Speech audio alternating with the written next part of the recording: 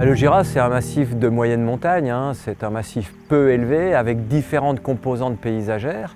Vous partez de l'ouest, vous êtes dans le vignoble, vous montez progressivement sur le relief pour aborder la zone des plateaux, puis si vous allez sur la partie la plus élevée du relief, vous êtes dans la haute chaîne du Jura qui culmine un peu au-dessus de 1700 mètres.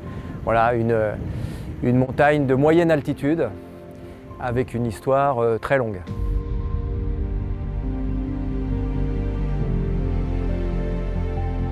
Le massif du Jura a une histoire glaciaire assez importante qui a amené la création de nombreux milieux humides.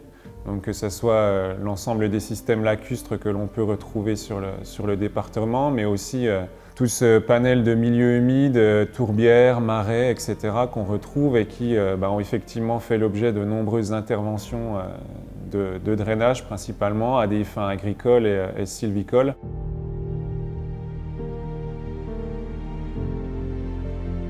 Il s'agissait essentiellement, depuis des siècles maintenant, d'évacuer l'eau le plus vite possible.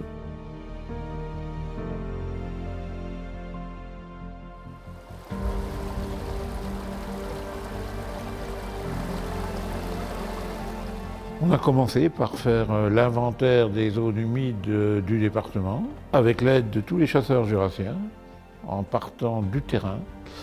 Et petit à petit, donc, de l'inventaire, on est parti à mesurer leur état, à estimer un petit peu leur potentiel. Donc on a développé des compétences dans le domaine des milieux humides au fur et à mesure des années.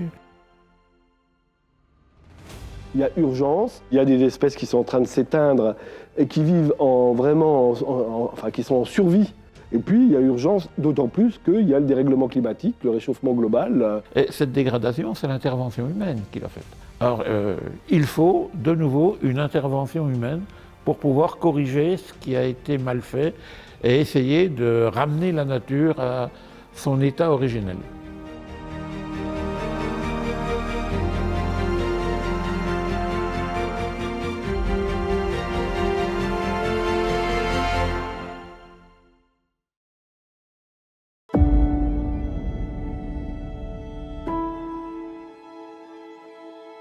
Ce site, le lac de Chambly, comme son voisin, le lac du Val, ils s'inscrivent dans un paysage qui est un paysage de vallée un peu fermé. On est dans ce qu'on appelle une reculée. Et ici, il y a 25 000 ans, on a environ 150 mètres à 200 mètres de glace au-dessus de la tête. Progressivement, ce grand glacier va se retirer. Le glacier a laissé un vide, a laissé une vacuité tapissée de moraines de fond, dans lesquelles les eaux de fonte du glacier vont former un lac, et c'est le lac de Chambly.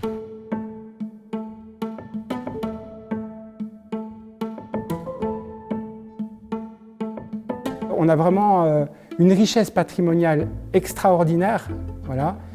Et le lac de Chambly s'insère un petit peu dans des milieux départementaux un peu exceptionnels. On avait identifié le site comme un site assez intéressant en termes de potentiel de restauration, d'intérêt avec la diversité des milieux. Ça a vraiment commencé comme ça avec notre présence locale, le fait qu'on soit sur un secteur pré-identifié, et on a commencé à prendre des contacts. Et puis on a pu monter rapidement des dossiers puis se positionner pour l'achat du site. Je dis toujours, c'est un petit saphir dans un écrin d'émeraude, parce que le lac et le vert tout autour, c'est magnifique. Depuis 2018, la fédération développe un plan de gestion sur le site qui a permis la réalisation d'un nombre important de diagnostics sur l'ensemble de la faune et de la flore que l'on peut retrouver, sur le fonctionnement aussi hydrologique du site. On va trouver plutôt des espèces qui sont pas tant que ça inféodées au milieu humide. Et ce constat-là, on peut le faire sur plein d'autres groupes. On a des espèces qui devraient être bien présentes dans un milieu humide en bon état et qu'on n'a pas retrouvé. Ou en tout cas des populations qui sont fractionnées ou qui, au fur et à mesure des années, on a vu qu'on trouvait de moins en moins d'individus sur le site. Ah, là, il y a une exuvie par exemple. Donc on retrouve juste la peau là, avec un petit trou là, par lequel est sorti l'adulte.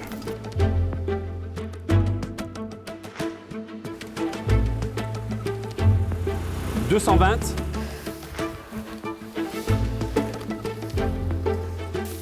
Donc ça, c'est la gentiane pulmonante. Donc cette espèce, elle fait partie des espèces d'intérêt du site. Donc c'est une espèce protégée. Donc elle est protégée au niveau régional.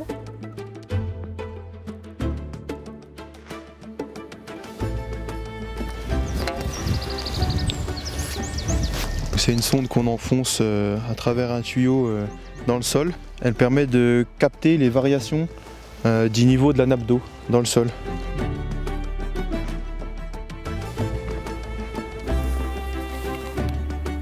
Ici, qu'est-ce que tu en penses? Alors qu'on est quand même assez profond. On retrouve des fragments aussi végétaux. Et pas mal de coquilles là. On peut voir sur cet échantillon de tourbe qu'elle est toute dégradée, qu'elle est en train de se minéraliser. La tourbe en bon état, elle n'est pas des petits copeaux comme ça.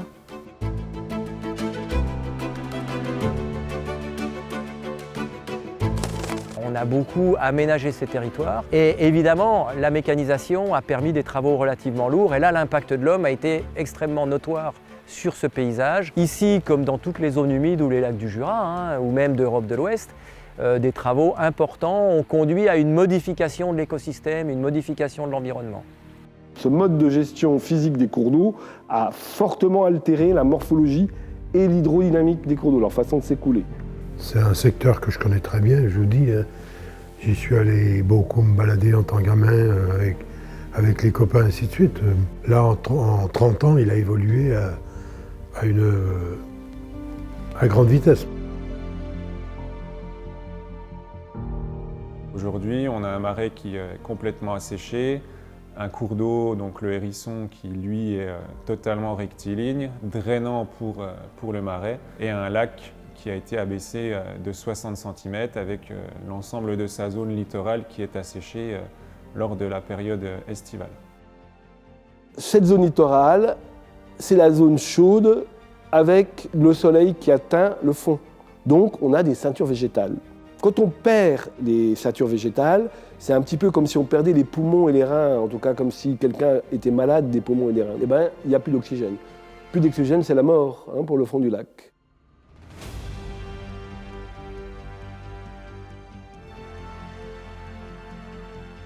Le constat il est assez indéniable, c'est-à-dire que le milieu aujourd'hui il est extrêmement dégradé, il tend encore à se dégrader, mais pour autant on sent qu'avec une intervention conséquente de restauration, le milieu dispose encore d'une résilience assez importante.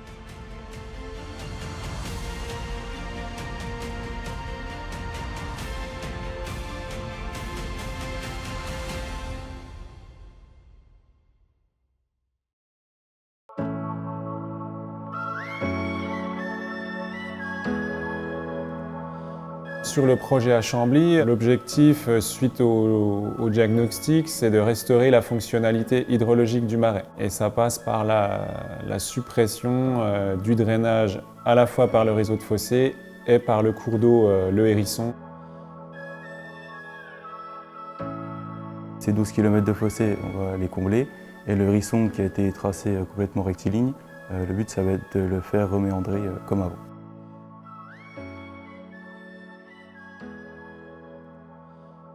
La projection des gens n'est pas évidente dans ce type de travaux, mais je crois qu'aujourd'hui on a réussi à faire comprendre la nécessité du projet, les bénéfices que l'on pourra en tirer à terme.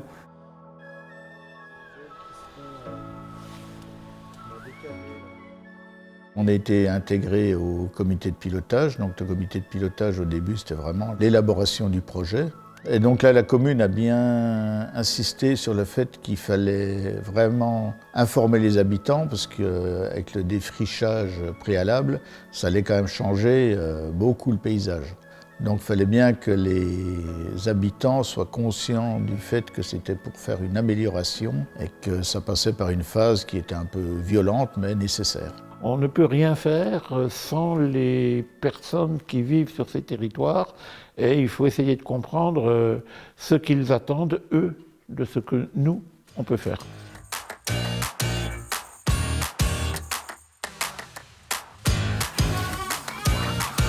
La phase chantier est une période extrêmement impactante pour le milieu malgré tout. Donc il est effectivement nécessaire d'adapter les interventions sur ce milieu qui est extrêmement contraint. Les périodes d'intervention sont aussi calées sur le rythme biologique des espèces. Donc on privilégie les interventions en période hivernale pour ce qui concerne la végétation, ou alors lors de la fin d'été. Et on exclut effectivement toute la période printanière de nidification et de développement des espèces. La première phase principale, c'était de défricher. Donc c'est de réouvrir l'espace pour pouvoir circuler, pour pouvoir faire la topo plus fine. Et pour ça, on a défriché, je crois, 37 hectares par broyage, mais aussi c'est 5 hectares de bûcheronnage manuel, quand même.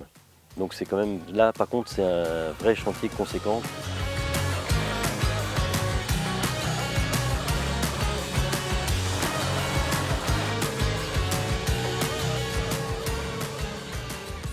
Suite à cette première phase d'intervention sur la végétation, on a une intervention plutôt de terrassement.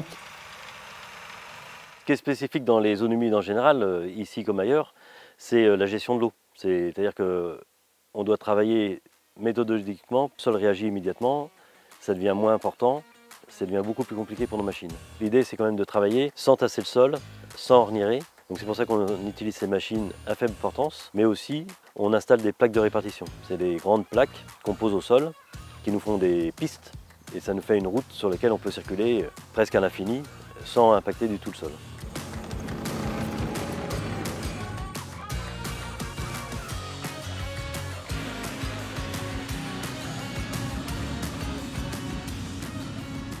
Reméandrer, ça consiste à remettre le lit de la rivière à son état initial. Et l'idée, c'est de recreuser ce lit. Mais c'est-à-dire qu'un lit rectifié, c'est une ligne droite, c'est un fossé. On ne peut plus trop appeler ça une rivière, hein, clairement. Et quand on reméandre, on fait à peu près 2 fois et demi le linéaire du lit rectifié. Creuser, sous-dimensionné, parce qu'une rivière, ça doit déborder.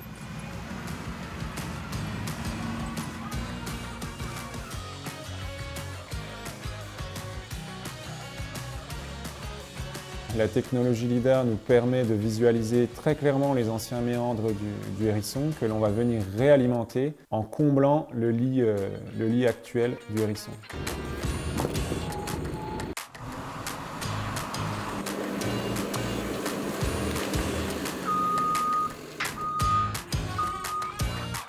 Pour les affluents, ça va être le même principe, donc de reméandrer ces affluents, rechercher leur point d'écoulement naturel.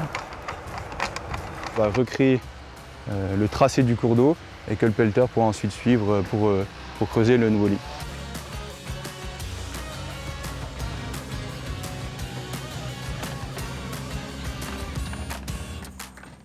Les travaux ont permis de combler 12 km de fossés intégralement par la mise en place de tourbes, mais aussi la mise en place de panneaux ou de palissades en bois en travers de ces écoulements pour vraiment supprimer le caractère drainant des fossés.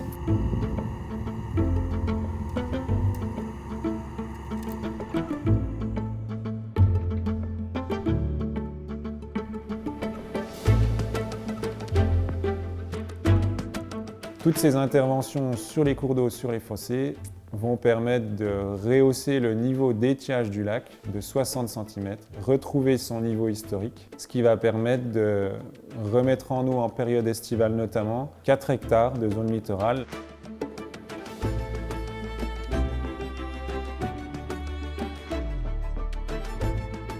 La phase travaux est toujours une période assez stressante finalement, puisque c'est vraiment le cœur du projet. Voilà, il y a des aléas chantiers, il y a des choses à corriger, des choses à adapter. Je pense que ça a extrêmement bien fonctionné entre nous et les entreprises retenues. Il y a de grosses interventions quand même. Puis un réseau de fossés extrêmement dense. Salut, ça va? Ça va. La Fédé de chasse du Jura a la particularité quand même d'avoir développé une équipe en interne très pointue dans le domaine de l'environnement, de la gestion des milieux naturels et les milieux humides. Là, on peut être que content parce que c'est un chantier quand même, par rapport à sa dimension, qui est un chantier quand même exemplaire et puis phare quand même, on peut le dire. C'est le plus gros projet que la fédération ait jamais porté. Plus de 2 millions d'euros de travaux, c'est conséquent.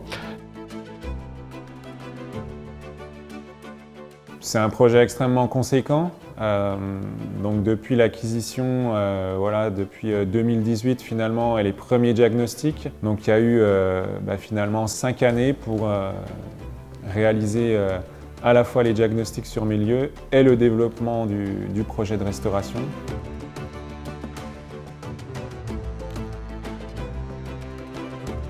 La mobilisation aussi des financeurs, puisque c'est quand même un projet qui est extrêmement coûteux. On parle d'un montant de l'ordre de 2 millions d'euros qui mobilise l'agence de l'eau Rhône-Méditerranée-Corse et la région Bourgogne-Franche-Comté par l'intermédiaire de fonds FEDER pour son financement. Donc voilà, ce sont des dossiers qui sont assez lourds. Les travaux n'auraient pas pu être réalisés sans l'appui de tous ces partenaires.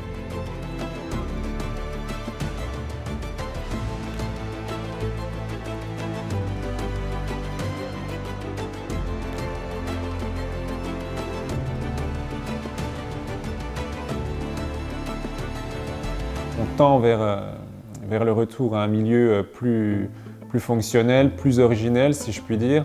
Après, voilà, résident quand même de nombreuses questions sur les évolutions aussi climatiques actuelles. Comment va réagir le site par rapport à ces évolutions-là? Et puis, on sait qu'en étant ambitieux, on va pouvoir restaurer la fonctionnalité du milieu. Après, comment celui-ci va réagir dans le temps, aujourd'hui, c'est un petit peu plus difficile de le caractériser.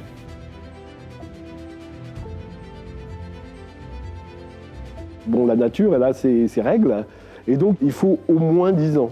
Ce qui est difficile à comprendre pour les gestionnaires, je comprends aussi, que les budgets n'ont pas cette durée-là, les élections non plus. Au bout de 3 ans, vous devriez déjà voir beaucoup d'effets. Et au bout de 10 ans, vous verrez à peu près un plateau, où on ne gagnera plus grand-chose. Pour moi, c'est un bien de ramener la nature à son état naturel.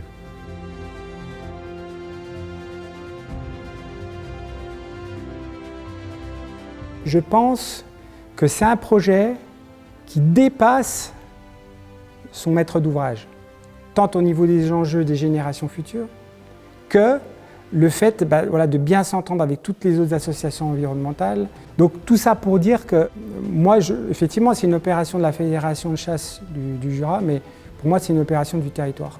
Le bilan que je peux en tirer, ça sera... Déjà, pour faire un bilan, il faut attendre que ce soit terminé. Ce n'est pas encore totalement le cas. Je pense qu'il sera forcément positif. C'est quelque chose qui est à la fois un aboutissement et en même temps le début de quelque chose.